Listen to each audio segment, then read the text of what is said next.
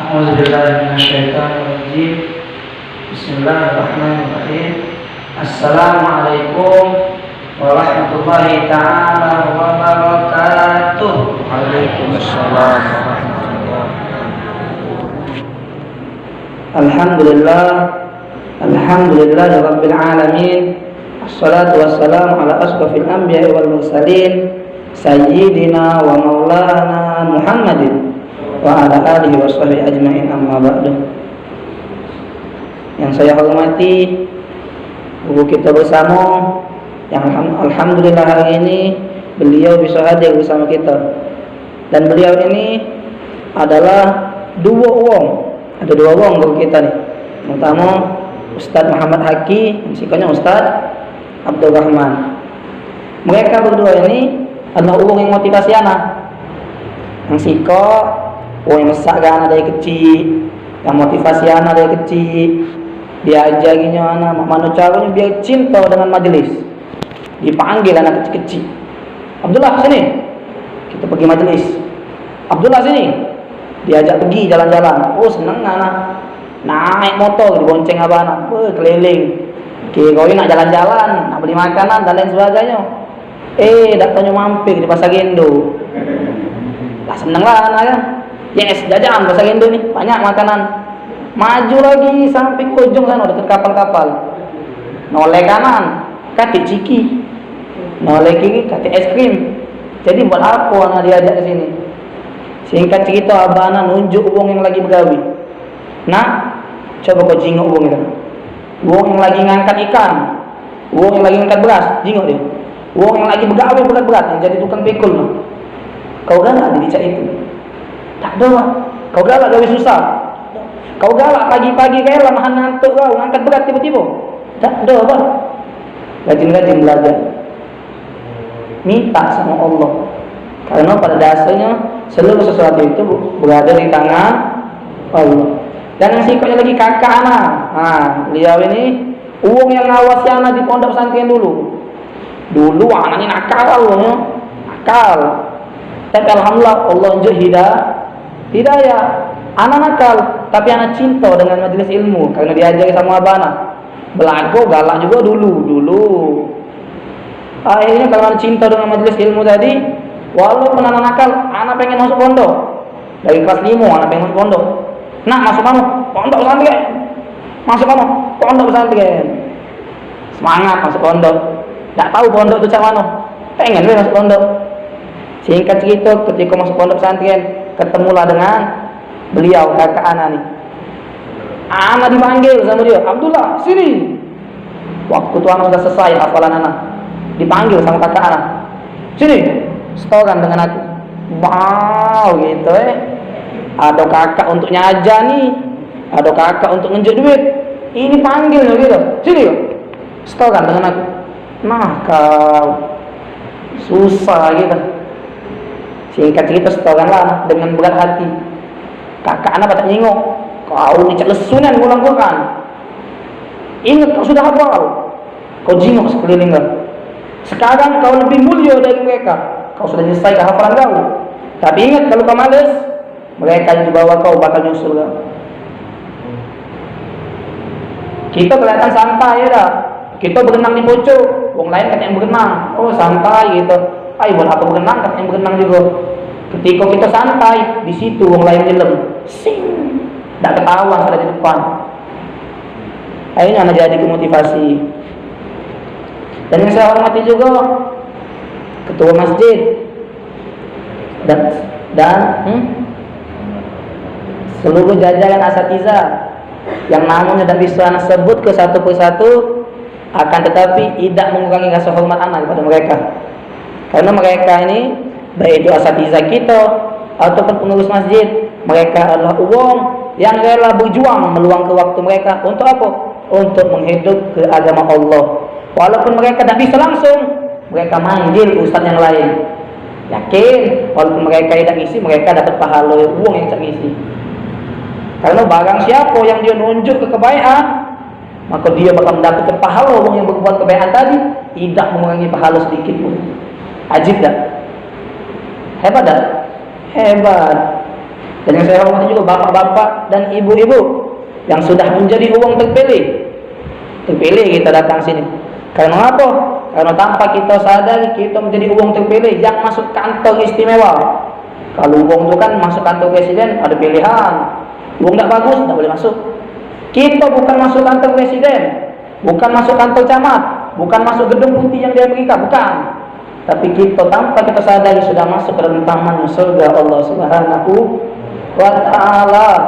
Diceritakan bahwasanya dulu Nabi Muhammad sallallahu alaihi wasallam pernah ngomong, "Idza marartum bi riyadil jannah farta'u." Qalu ma riyadul jannah ya Rasulullah? Qala majalisul ilm, fi riwayah majalisul zikir. Dulu diceritakan bahwasanya Nabi Muhammad pernah ngomong kepada para sahabatnya, "Wahai sahabatku, jikalau kalian menemukan tempat dari taman-tamannya surga yang Allah letakkan di muka bumi ini, maka hampirilah." Lalu para sahabat bingung, "Ya Allah, bagaimana bisa kami ya Rasulullah, bagaimana bisa kami menghampiri atau menjumpai taman surga yang ada di muka bumi sedangkan kami belum mati?" Surga ada setelah kematian. Nabi Muhammad menyuruh kita mendatangi taman surga yang ada di muka bumi. Sahabat bingung, tempat apa, yang mana tempat itu bisa disebut sebagai tamannya surga, wahai Rasulullah? Lalu Rasulullah sallallahu alaihi wasallam menjawab, tempat yang bisa disebut sebagai tempat dari taman-tamannya surga Allah Subhanahu wa taala adalah tempat yang digunakan untuk mengingat Allah. Kita di sini mengingat Allah dah. Ingat Allah. Kita pertama salat subuh berjamaah, habis itu kita berzikir bersama. Kita masuk dah taman surga. Termasuk. Dan tempat yang mana di situ adalah tempat untuk mengingat Rasulullah. Tanpa kita sadari kita di sini, duduknya kita di sini sudah mengingat Rasulullah sallallahu alaihi wasallam. Dan dalam riwayat lain, tempat yang bisa disebut sebagai taman surga Allah Subhanahu wa taala adalah tempat yang mana di tempat itu adalah tempat untuk mempelajari ilmu daripada ilmunya Allah Subhanahu wa taala. Jadi kita bersyukur Pak, kita bersyukur Bu, karena kita yang hadir di sini adalah uang pilihan. Karena bisa hadir di taman surga Allah Subhanahu wa taala. Jadi ma'asyiral hadirin yang alhamdulillah, ana di sini tidak ada ceramah kakak anak, kan kakak anak hanya hebat dia yang ngajar anak. Tidak mungkin yang diajar lebih hebat daripada yang ngajar, iya kan? Dan anak juga tidak bakal lebih hebat dari abah anak. Anaknya kok be abah anak ngajar anak. Jangan kikok berjalan deh abah ngajar.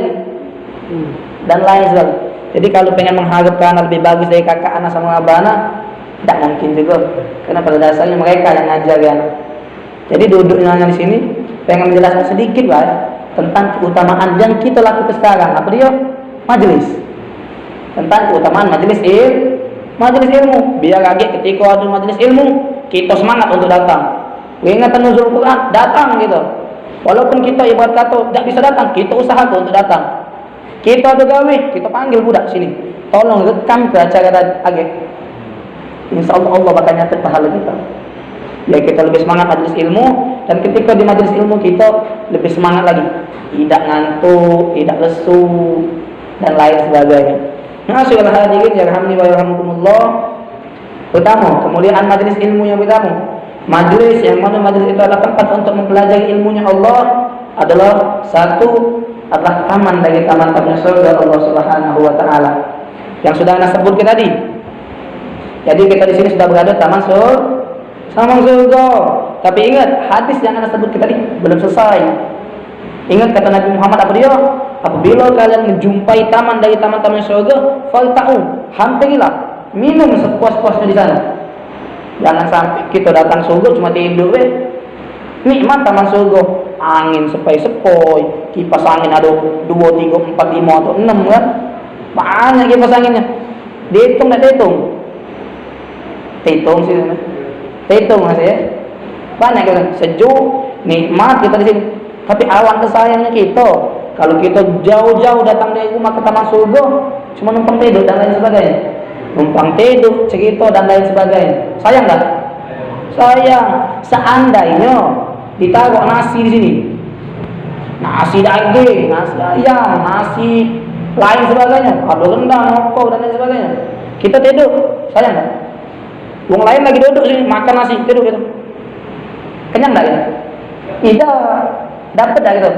Tidak. Atau mungkin ada nasi di sini disuruh kita makan, kita malah cerita. Dapat enggak? Tidak juga. Itu juga dengan taman surga Allah Subhanahu wa taala.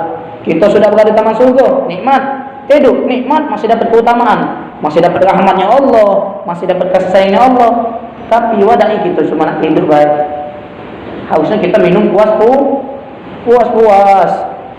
Yang pertama disebut sebagai taman surga. Kesimpulannya kalau ini disebut sebagai taman surga, maka harus kita embek kesempatan sebanyak-banyaknya. Kita sudah berada di taman surga ini. Kita embek apa dia pelajaran yang kita embek dari sini. Nasihat apa yang diomong sama Ustaz tadi? Apakah nasihatnya masuk kuping kanan keluar kuping kiri? Masih mending. Berarti ada sisa atau mantol. Tidak masuk sama sekali. Baru lewat langsung keluar. Bukan lewat, kedengaran beda. Karena kita pilih apa kita dapat manfaat apa tidak. Itu penting itu. Terus kita ingat itu yang pertama. Yang kedua perlu kita amal ke sedikit demi sedikit. Masyaallah hadirin yang rahimahumullah. Keistimewaan yang kedua adalah tempat ini adalah tempat yang paling banyak diturunkan oleh Allah Subhanahu wa taala. Rahmatnya Allah, nikmatnya Allah. Jadi diceritakan tatkala Nabi Muhammad sallallahu alaihi wasallam dimi'raj oleh Allah Subhanahu wa taala dari mana? Dari Masjidil Aqsa ke langit sana.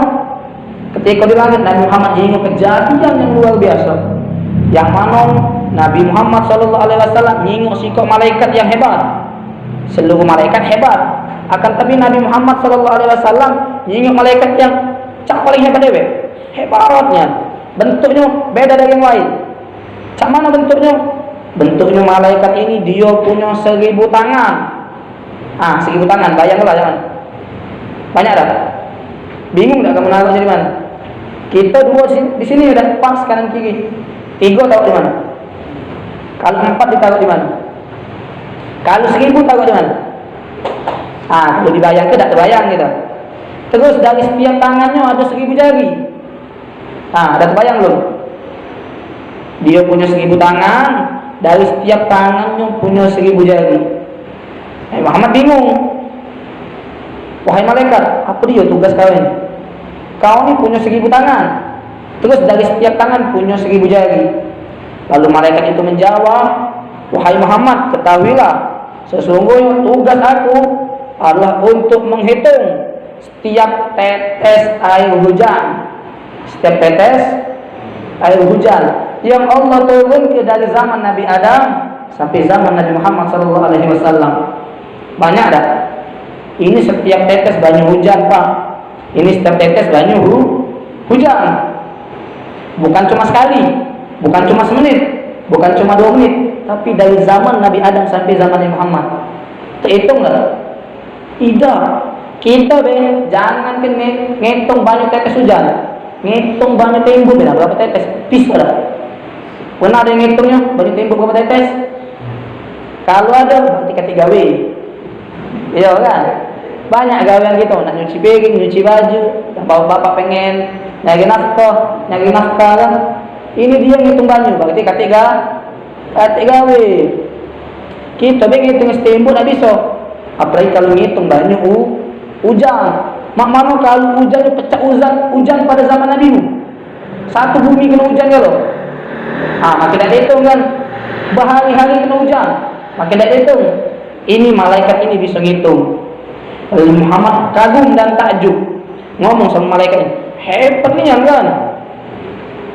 Lalu ketika Nabi Muhammad lagi muji, malaikat itu curhat dengan Nabi Muhammad. Wahai Muhammad, tapi ada sikok yang tak baca aku itu. Nabi Muhammad bingung. Sikok yang tak baca aku itu? Iya. Apa dia itu? Dijawab sama malaikat itu, sesuatu yang tak baca aku hitung itu ialah aku tak bisa menghitung betapa banyaknya nikmat, betapa banyaknya rahmat yang Allah turun pada siapa?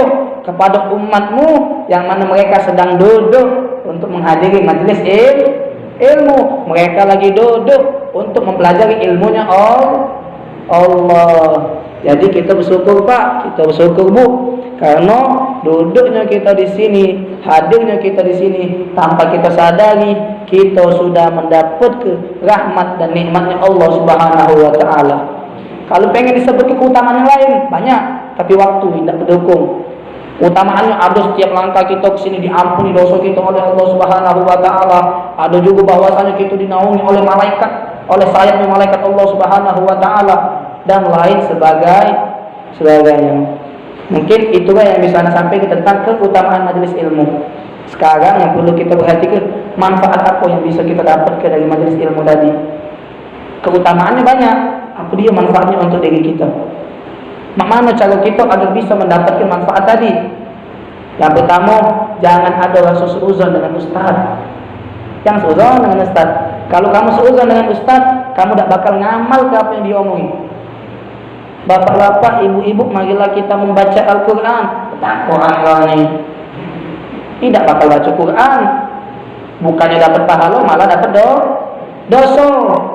Bapak-bapak, ibu-ibu, marilah kita berselawat kepada Nabi Muhammad. Betapa ancak wadusan dewek kau ni, tidak dapat pahala. Itu yang pertama, harus tak boleh ada seuzon dengan ustaz. Yakin bahwasanya apa yang diomongi sama ustaz itu berasal dari gurunya ustaz. Apa yang disampaikan oleh gurunya ustaz itu berasal dari guru-gurunya ustaz. Apa yang disampaikan oleh guru-gurunya ustaz itu agak nyambung sampai ke Rasulullah. Kalau kita sudah nyambung ke Rasulullah, mengikuti apa yang diajari oleh Rasulullah, maka yakin yuhibbukumullah, maka kita bakal dicintai oleh Allah. Wa yaghfir lakum dzunubakum, kita bakal diampuni dosa-dosa kita oleh Allah. Yang kedua, kita berusaha ngamal ke. Kita sudah dengar ke, kita lapang ke dada kita, tidak boleh suzon. Yang kedua, kita berusaha ngamal ke. Oh, dulu Ustaz Haki pernah ngomong saya ini, amal ke. Ustaz Haki nyuruh kita baca Al-Quran, Ustaz Abdul Rahman nyuruh kita ngajak anak kita untuk belajar Al-Quran, amal ke. Tidak baca seluruh anak kita, sikap anak kita kewakilan untuk belajar Al-Quran. Yakin tidak bakal rugi dah. Uang yang mempelajari Al-Quran tidak bakal rugi. Hidupnya bakal mudah di mana-mana. Zaman sekarang mudah, nak kuliah jalur hafalan bisa, jadi polisi bisa, tentara bisa. Ini merupakan keistimewaan yang Allah unjuk ke penghafal Al-Quran. Baru di dunia, belum di akhirat lagi. Kalau di akhirat banyak Bu. Jangan ke penghafal Al-Quran, uang yang cak kita, yang baru nak mulai ngafal Al-Quran, yang dia baru ngafal juz ammah, tapi ada niat untuk menghafal Al-Quran, maka di dalam kubur lagi bakal Allah unjuk Al-Quran. Ini Al-Quran, selesai kehafalan kau yang belum kau selesai ke di dunia. Jadi ketika kita dibangkit, kita sudah menjadi uang yang hafal Al-Quran. Kita di dunia baru hafal juz 30, di kubur dibangkit ke sama Allah. Wahai fulan, ini Al-Quran, selesai kehafalan kau. Maka kita dibangkit ke bakal menjadi uang yang hafal Al-Quran 30 juz. Nikmat dah. Nikmat. Yang penting kita ada niat sama usaha. Jadi bapak-bapak, ibu-ibu jangan sungkan ngafal Al-Quran. Walaupun tidak selesai 30 juz, agak bakal Allah unjuk karunia kepada kita. Allah bakal bantu kita selesai hafalan kita di dalam kubur kita. Itu keistimewaan pertama. Yang kedua, uang yang hafal Al-Quran bisa menunjuk mahkota kubur tuanya, bisa menunjuk jubah kubur tuanya. Kapan? Di hadapan seluruh manusia. Yang ketiga, uang yang hafal Al-Quran bisa milih surganya dewek. Bisa milih surga dewek.